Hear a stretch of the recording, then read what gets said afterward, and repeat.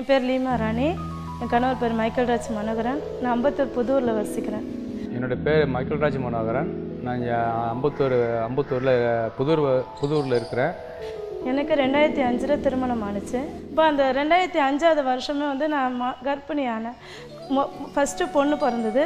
பெண் குழந்தை வந்து அது கூட காலெல்லாம் எனக்கு வீங்கிச்சு. டெலிவரி சமயத்தில் ரொம்ப உப்பு சால்ட் அதிகமாக இருந்தது. அப்போ டாக்டருங்க சொன்னாங்க ஆப்ரேஷன் தான் நடக்கும் அப்படின்னு சொன்னாங்க.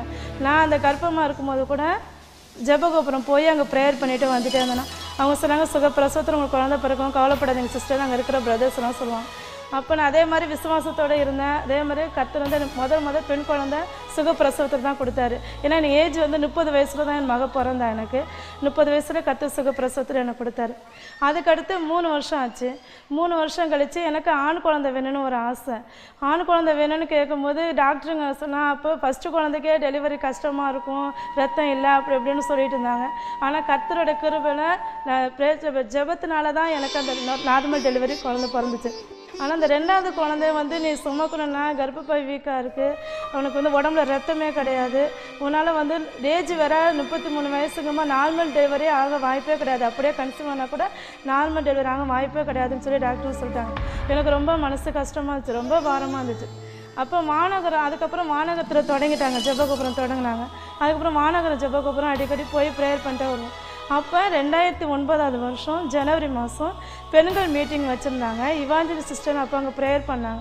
அந்த ப்ரேயரில் அவங்க சொன்னாங்க கர்ப்பம் பலவீனமாக இருக்கிற கர்ப்பங்கள் வந்து இப்போ பலப்படட்டும், கர்த்தர் வந்து எந்தெந்த கர்ப்பத்தில் குழந்தைய பெற்றுக்க முடியாது, நீ பலவீனமாக இருக்கிற, நீ உடல்நிலை சரியில்லை அப்படின்னு சொல்கிறாங்க. அந்த கர்ப்பத்தை இப்போ வந்து கர்த்தர் புதுப்பிச்சு ஒரு குழந்தைய வைக்கிறான்னு சொல்லி அங்கே ஜெபம் பண்ணாங்க.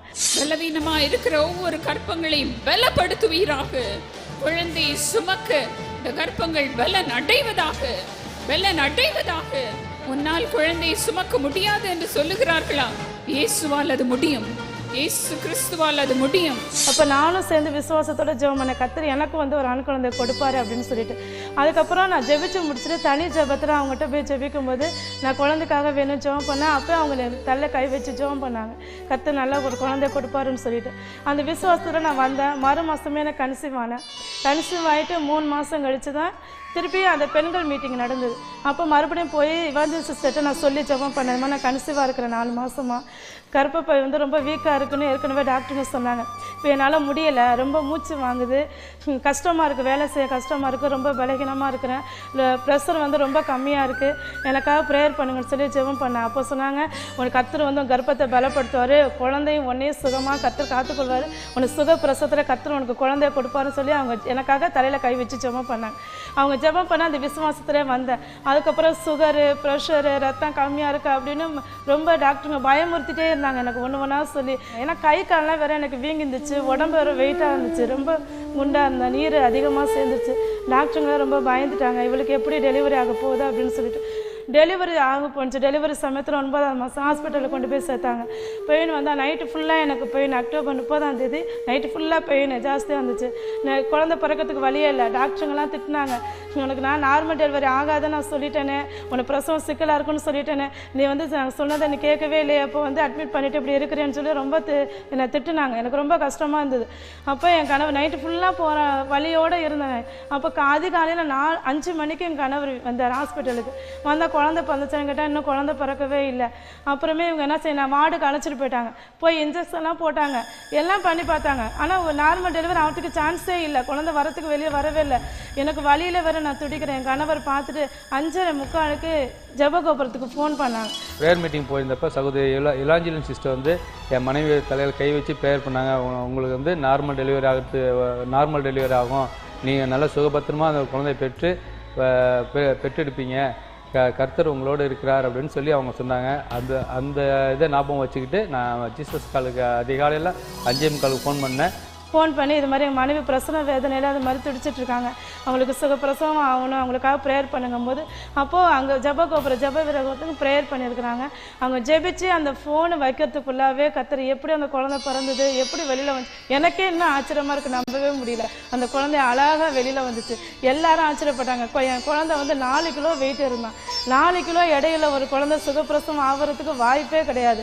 அந்த ஹாஸ்பிட்டலில் உள்ளவங்க அத்தனை பேர் சொன்னாங்க, எப்படி ஒரு மிராக்கிள் உனக்கு நடந்திருக்கு, இவ்வளோ ஒரு அற்புதம் நடந்திருக்கு. சொன்னேன், ஜீசஸ் கால்ஸில் ப்ரேயர் பண்ணி அவங்க ஃபோன் வைக்கிறதுக்கு முன்னாடியே கர்த்தர் எனக்கு சுகப்பிரசவத்தில் ஒரு அழகான ஆண் குழந்தைய கர்த்தர் கொடுத்தாரு. எனக்கு அதுக்கு முன்னாடி ஒரு விசுவாசம். சிவானி சிஸ்டர் தலையில் கை வச்சு ஜெபிக்கும் போது சொன்னாங்க, உங்களுக்கு நார்மல் பிரசவம் தான் நடக்கும், கர்த்தர் சுகப்பிரசவத்தில் தாயும் குழந்தை சுகபத்திரமாய் பாதுகாத்து வெளியில் கொண்டு வருவான்னு சொல்லி அவங்க எனக்கு ஜெபம் பண்ணாங்க தலையில் கை வச்சு. அந்த விசுவாசம் எனக்கு உறுதியாக இருந்துச்சு. எப்படியும் சிஸ்டர் ஜெபம் பண்ணியிருக்கிறாங்க, ஜெப வீரர்கள் ஜெபம் பண்ணியிருக்காங்க, எல்லாரோட ஜெபத்தை கேட்டு எனக்கு சுகப்பிரசவத்தில் கர்த்தர் குழந்தைய கொடுப்பாருன்னு நான் நம்பினேன், விசுவாசித்தேன்.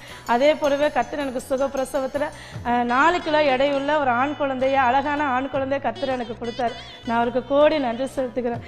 எனக்காக ஜெபித்த இவாஞ்சல் சிஸ்டருக்கு நான் ரொம்ப ரொம்ப ரொம்ப தேங்க்ஸ் சொல்கிறேன். நான்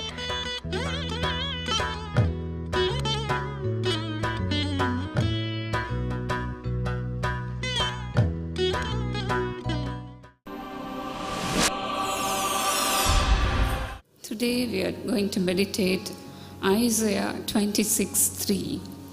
இன்றைக்கும் ஏசாயா 26ஆம் அதிகாரம் 3ஆம் வசனத்தை தியானிக்க போகிறோம். Keep in perfect peace him whose mind is steadfast, because he trusts in you. உம்மை உறுதியாய் பற்றிக் கொண்ட மனதை உடையவன் உம்மையே நம்பியிருக்கிறபடியால் நீர் அவனை பூரண சமாதானத்துடன் காத்துக்கொள்வீர். When our minds are stayed in God, நம்முடைய மனம் தேவன் மேல் உறுதியாய் பற்றி இருக்கும்போது He gives us perfect peace. அவர் நமக்கு பூரணமான சமாதானத்தை தருகிறார். Once an aircraft in France, that is in the year 2000 on July 25th, 2000ஆவது ஆண்டில் ஜூலை 25ஆம் நாளில் ஒரு முறை பிரான்ஸ் தேசத்தில் ஒரு ஆகாய விமானம், the Air France Concorde flight, it crashed during the takeoff. France நாட்டை சார்ந்த ஏர் பிரான்ஸ் விமானமானது மேலே ஏறுகிற நேரத்திலே மோதியது. 100 passengers were killed. நூற்றுக்கணக்கான விமான பயணிகள் அதில் பலியானார்கள். And along with them 9 crews and 4 people on the ground, they were killed.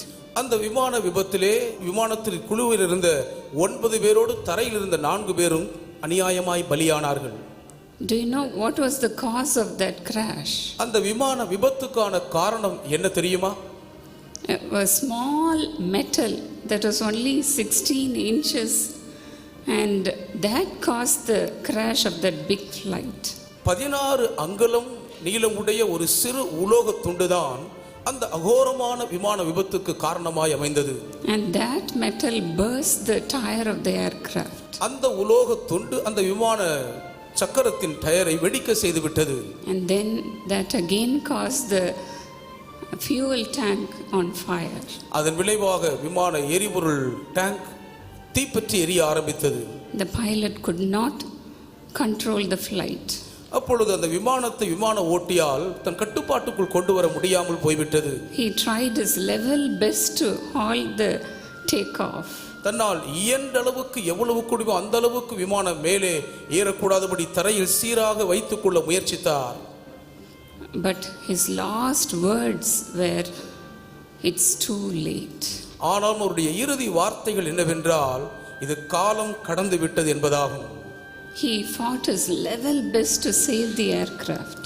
தன்னால் இயன்ற அளவுக்கு அந்த விமானத்தை பாதுகாக்க மிகவும் போராடினார். But he said, "It's too late." ஆனாலும் இது அதிக காலம் கடந்து விட்டது என்று சொல்லி முடித்தார். Dear friends, we also have only one life in this world. அன்பு நண்பர்களே, நாமும் கூட இந்த பூமியிலே வாழ்வதற்கு ஒரே ஒரு வாழ்க்கையை தான் பெற்றிருக்கிறோம். But if we fail to make peace with such a God, ஆனாலும் நம்முடைய வாழ்க்கையில் இவ்வளவு பெரிய தேவனோடு கூட சமாதானம் பண்ணிக்கொள்ள தவறி போவோமானால், before our life ends, when we fail to make peace with God, நம்முடைய வாழ்க்கை இந்த பூமியில் முடிந்து போவதற்குள்ளாக இந்த தேவனோடு கூட சமாதான உறவில் நாம் ஈடுபட தவறிவிட்டால், it will be too late. காலம் கடந்ததாய் இருக்கும். It will be too late. அது காலம் கடந்ததாய் இருக்கும். Dear friends, recently we visited the prayer tower in Jerusalem. அன்பானவர்களே, சமீபத்தில் எருசலேமிலே உள்ள ஜெபகோபுரத்தை போய் பார்த்தோம். the prayer tower that the Lord has given us, the moment we entered into the prayer tower, கர்த்தர் நமக்கு கொடுத்திருக்கிற அந்த ஜெப கோபுரத்துக்குள்ளே நாங்கள் காலடி எடுத்து வைத்த உடனே we felt so much of peace in our hearts. அவ்வளவுக்கு அதிகமான ஒரு இனம் புரியாத சமாதானத்தை எங்கள் இதயத்தில் உணர்ந்தோம். We went there to oversee the renovation of the building. அந்த கட்டடம் புதுப்பிக்கப்பட்டு கொண்டிருக்கிற வேலையை பணியை நாங்கள் பார்வையிடும்படியாக போயிருந்தோம். There, as soon as we started the prayer, அங்கே நாங்கள் ஜெபிக்க ஆரம்பித்த உடனே something was burning within us. ஏதோ ஒன்று எங்களுக்குள்ளே கொழுந்து விட்டு எரிய ஆரம்பித்தது.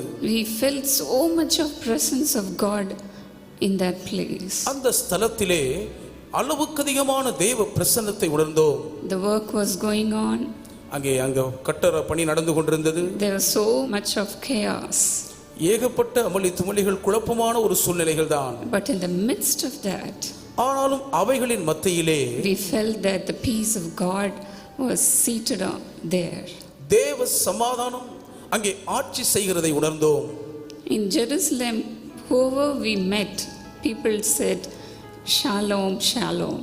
எருசலேமிலே நீங்கள் யாரை சந்தித்தாலும் எதிர்கொண்டாலும் ஷாலோம் ஷாலோம் என்பதே வாழ்த்துளியாய் இருக்கும். They will not say that one time, ஒரு முறை மாத்திரம் சொல்லி முடித்துக் கொள்ள மாட்டார்கள். but then they will say Shalom, Shalom 2 times. இரண்டு முறை ஷாலோம் ஷாலோம் என்று சொல்லுவார்கள். In Hebrew, that means double peace. எபிரேய மொழியில் அப்படி என்றால் உங்களுக்கு 2 மடங்கு சமாதானம் என்று அர்த்தம். Peace in double fold. 2 மடங்கு சமாதானம் உங்களுக்கு உண்டாகட்டும். Dear friends, before we could enjoy the peace of God, அன்பர்களே, தேவனின் இந்த சமாதானத்தை நாம் அனுபவிப்பதற்கு முன்பதாக it's very important to know the God of peace. இந்த சமாதானத்தின் தேவனை நாம் அறிந்து கொள்வது மிக முக்கியமாகும். If your mind is always on your problems, உங்களுடைய மனம் எப்பொழுதுமே உங்கள் பிரச்சனைகளின் மேலேயே சுற்றி சுற்றி வருமானால், you will be only worrying all the time. எப்பொழுதும் நீங்கள் கவலைப்பட்டு கொண்டுதான் இருப்பீர்கள். But when our spiritual eyes are always on the Lord, ஆனால் நம்முடைய ஆவிக்குரிய மனக்கண்கள் எப்பொழுதும் கர்த்தர் மேல் பதிந்திருக்குமானால், God will enable us to enjoy the peace of God. தேவன் அவர் கொடுக்கும் சமாதானத்தை நாம் அனுபவித்து மகிழும் பாக்கியத்தை கொடுப்பார். That's why Paul says in Philippians 4:6, இதைதான் பவுலடியார் பிலிப்பியர் 4ஆம் அதிகாரம் 6ஆம் வசனத்திலே வர்ணிக்கிறார். be anxious for nothing, நீங்கள் ஒன்றுக்கும் கவலைப்படாதீர்கள், but in everything by prayer and supplication with thanksgiving let your prayer request be made known to God. ஆனாலும் எல்லாவற்றை குறித்தும் வேண்டுதலோடும் விண்ணப்பத்தோடும் ஸ்தோத்திரத்தோடு கூட தேவனுக்கு தெரியப்படுத்துங்கள். Then the peace of God will guard your minds and heart in Christ Jesus. அப்பொழுது எல்லா புத்திக்கும் மேலான தேவ சமாதானம் கிறிஸ்து இயேசுவுக்குள்ளாக உங்கள் சிந்தையை காத்துக்கொள்ளும். It does not say that all the time your prayers will be answered. எல்லா நேரமும் உங்கள் ஜெபத்திற்கு பதில் வரும் என்று வசனம் சொல்லவில்லை. It does not say your prayers will be answered the way that you want them to be answered. நீங்கள் உங்கள் ஜெபத்திற்கு எந்த விதமான பதில் வர வேண்டும் என்று எதிர்பார்க்கிறீர்களோ அதே விதமான பதில் வரும் என்று வேதம் சொல்லவில்லை.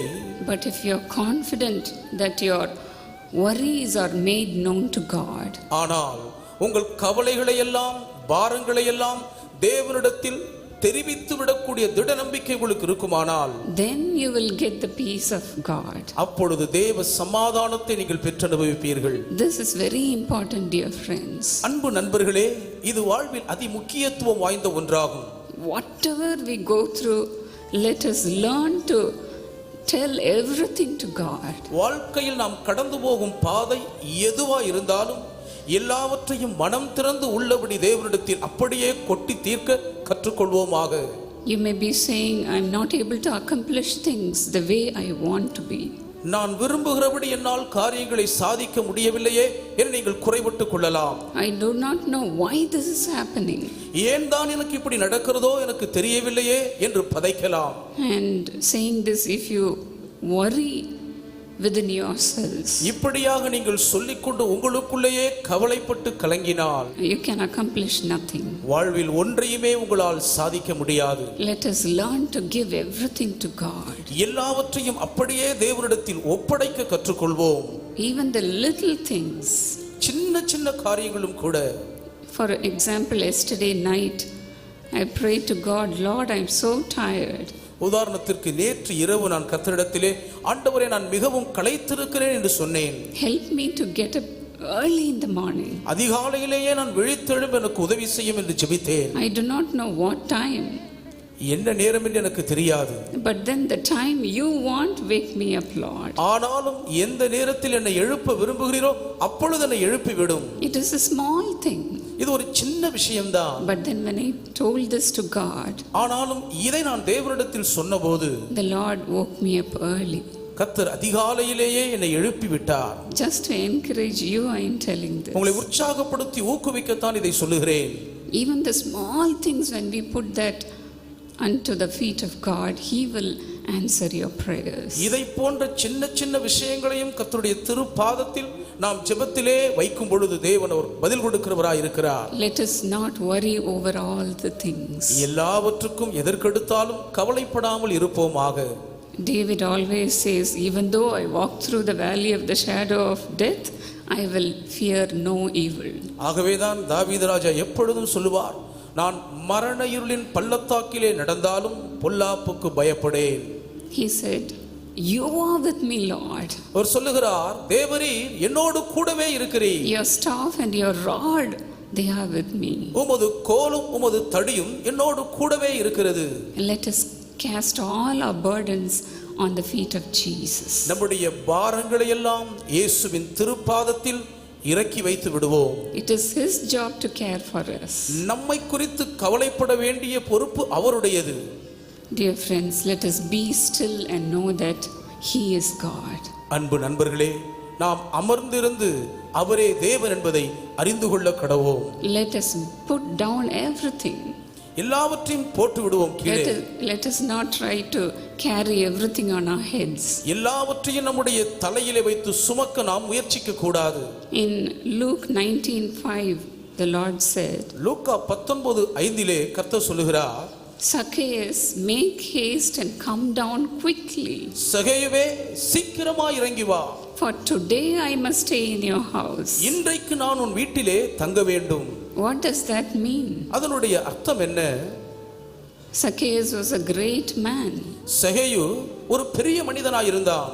He held a high office. ஒரு உயர்ந்த பொறுப்பில் உள்ள அதிகாரியாய் இருந்தான். But then the Lord wanted his pride to come down. ஆனாலும் தேவன் அவனுடைய பெருமையில் இருந்தவன் கீழே இறங்கி வர வேண்டும் என்று விரும்பினார். Let us put our pride down. நம்முடைய பெருமையை நாம் தரையிலே போட்டு விடுவோம். On the feet of Jesus. இயேசுவின் பாதத்தில் கிடத்துவோம். Let us put all our worries on the feet of Jesus. நம்முடைய கவலைகளை எல்லாம் இயேசுவின் திருப்பாதத்தில் இறக்கி வைத்து விடுவோம். Then the Lord will enable us to enjoy the peace of God. அப்பொழுது தேவன் அவர் அருளுகிற சமாதானத்தை நாம் அனுபவித்து மகிழக்கூடியவர்களாய் நம்மை மாற்றி விடுவார். In the beginning of my ministry, I used to do that. என்னுடைய ஊழியத்தின் ஆரம்பத்திலே நான் இப்படி செய்வதுண்டு. Whenever people would come and say, Sister, only because of you I am blessed.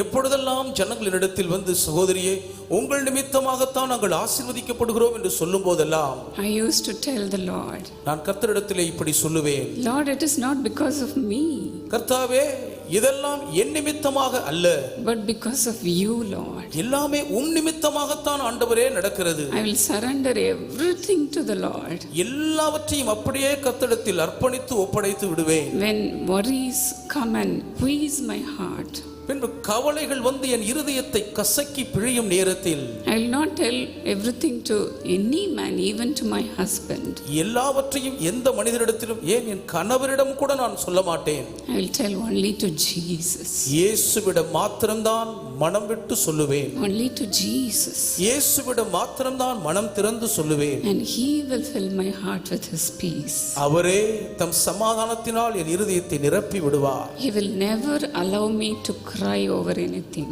ஒரு நாளிலாகிலும் எதை குறித்தும் நான் கண்ணீர் சிந்தி அழ என்னை அவர் விட்டதே இல்லை. And I will say, Lord, create in me a new heart. கர்த்தாவே, புது இருதயத்தை என்னிலே சிருஷ்டியும் என்று நான் கேட்பதுண்டு. Let me not have a heart of worry. கவலையுள்ள ஒரு இருதயத்தை எனக்குள் நான் வைத்திருக்க வேண்டாம்.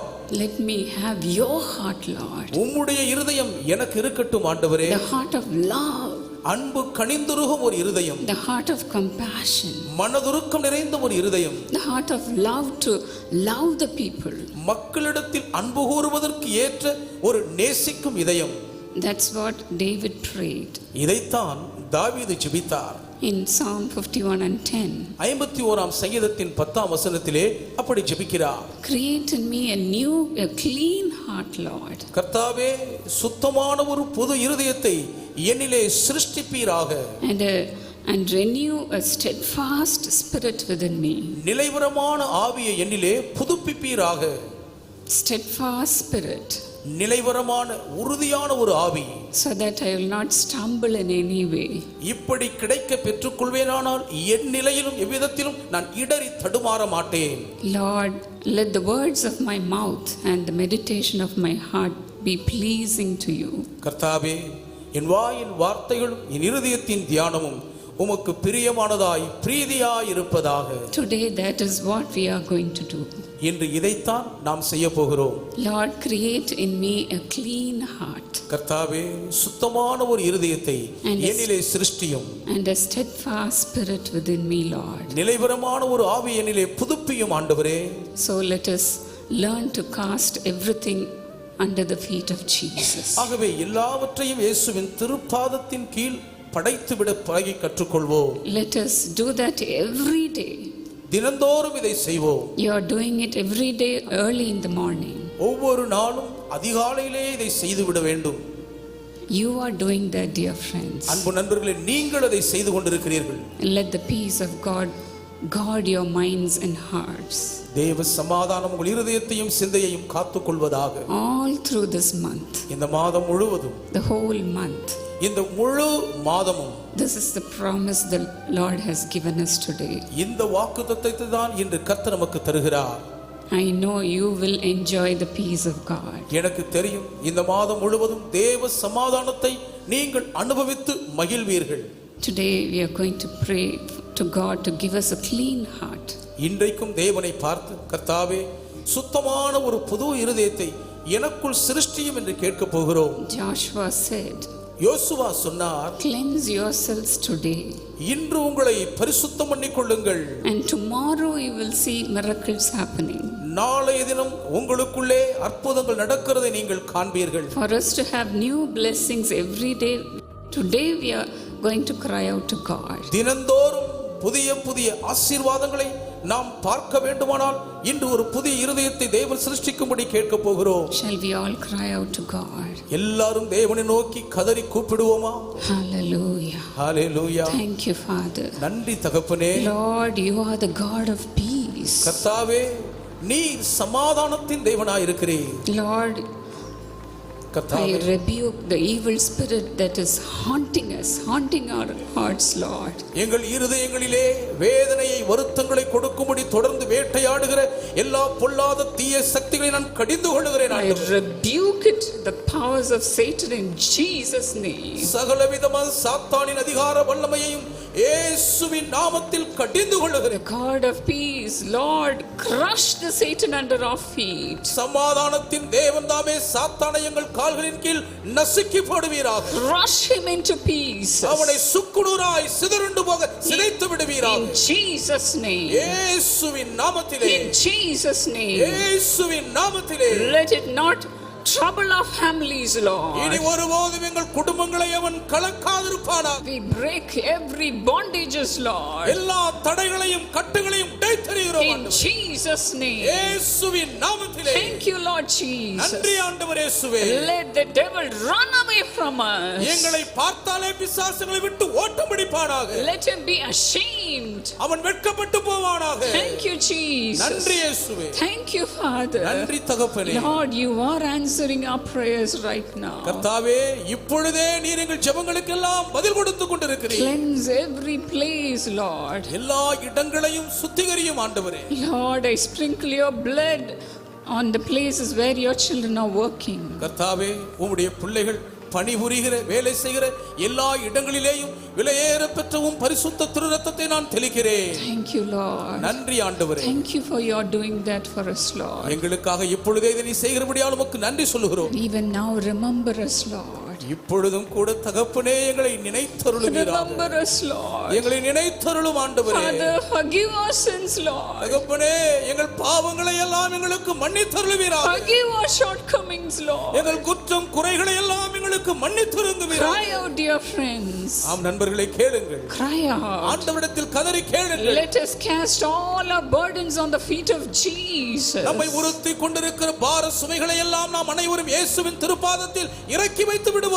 Let us put down our pride. நம்முடைய பெருமையை நம்மை விட்டு கீழே இறக்கி வைத்து விடுவோம். Let us put down our worry, our problems. நம்முடைய பிரச்சனைகளை குறித்த கவலையின் கலக்கங்களை எல்லாம் கீழே இறக்கி வைத்து விடுவோம். Put them down, dear friends. அன்பு நண்பர்களே, எல்லாவற்றையும் கீழே இறக்கி போடுங்கள். Then the Lord will prosper you. அப்பொழுது கர்த்தர் உங்கள் வழிகளை வாய்க்க செய்து உங்களை செழித்தோங்க வைப்பார். Let the Lord to do miracles in our midst. கர்த்தர் நம்முடைய வாழ்க்கையில் நடுவிலே அற்புதங்களை செய்ய விட்டு கொடுப்போம். Lord, you are coming with us, Lord. நீர் எங்களோடு கூடவே வருகிறீர் ஆண்டவரே. You are with us, Lord. நீர் எங்களோடு கூடவே இருக்கிறீர் ஆண்டவரே. For us to accomplish things. காரியங்களை நாங்கள் செய்து முடிப்பதற்காக எங்களுக்கு துணை நிற்கிறீர். For us to have new blessings every day. தினந்தோறும் புத்தம் புது ஆசீர்வாதம் நாங்கள் பெற்று அனுபவிப்பதற்காக Thank you, Lord. உமக்கு நன்றி சொல்லுகிறோம் Thank ஆண்டவரே. you, Jesus. நன்றி இயேசுவே. In Jesus' name. இயேசுவின் நாமத்திலே Amen. Amen. God bless you. Amen.